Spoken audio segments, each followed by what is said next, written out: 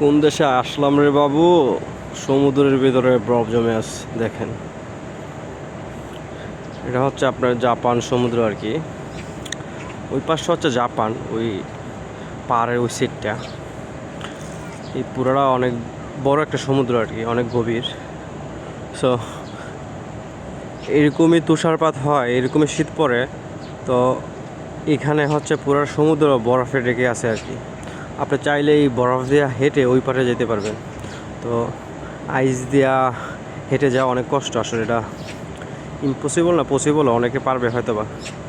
So এই হচ্ছে অবস্থা আর কি। দেখেন চারিদিকে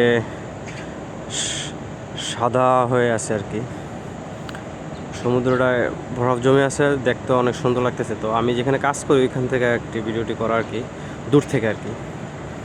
যাই হোক, এই হচ্ছে রাশিয়ার অবস্থা।